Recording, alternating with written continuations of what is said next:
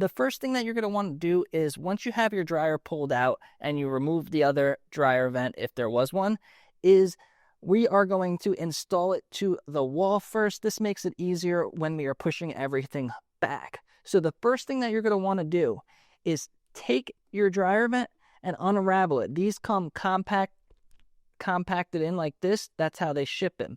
Now, where you're going to attach it for some reason is going to be almost exactly the same size of this for an exact fit, but every different dryer is slightly different thickness, so it's incredibly hard to get these to be attached, So the big trick I learned is to take your dryer vent and extend it as far as it can go. And have a wire cutter handy, because when you pull it, if it starts unraveling it, this will make it extremely hard to attach. So something like this, you may have it lying around. I'll leave a link so you can get one. But you're going to want to make sure that the wire is cut all the way. You see where the wire starts to meet that foil? We want to cut it right there. So now we have the opening. Take your finger and run it across it. Keep smoothing it out. You see those wrinkles? This should be as smooth as possible. You could use a flathead screwdriver. Just be careful because it could be sharp and you don't want to cut yourself. See, as smooth as possible. So now it's nice and smooth and it's even. You don't have anything hanging off that's going to get in your way. And then also do a little bit inside too. So where it's going to attach. So now that we've done that, there is one other hack that has helped me tremendously. You're going to take your dryer vent tape that you should be using. Don't use regular duct tape. Use metal foil dryer vent tape.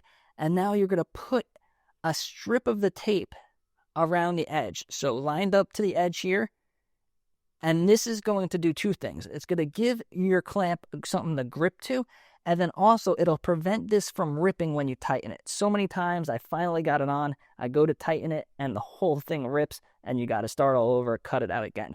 That piece of tape is going to hold it there. So now you're going to line it up, choke up on it pretty good. Have a good amount of vent on there if you can. Some are like only give you an inch or two, but for the most part, get a good amount on and then attach your clamp. And your clamp should look like this. Don't use the spring clamps. Don't use the flimsy clamps. Use a clamp like this that you could get a bit on, or if you don't have the bit, you could use a regular Phillips screwdriver, which everyone has laying around.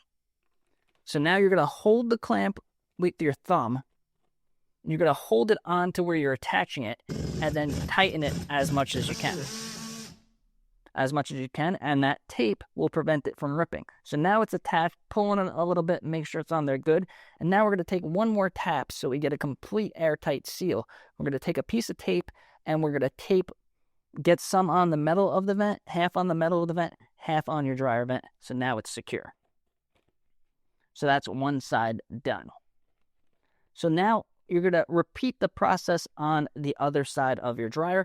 There'll be a little pipe where it comes out. They'll all be different.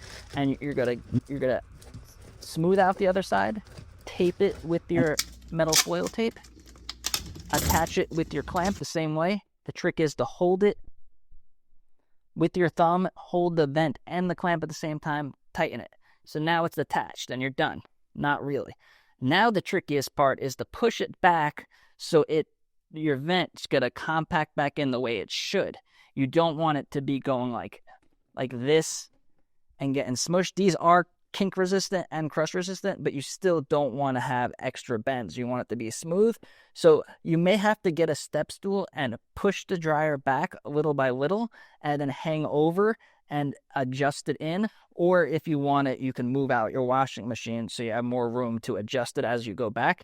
But it should be straight back. And then the last step, if possible, turn on the dryer on a hot setting.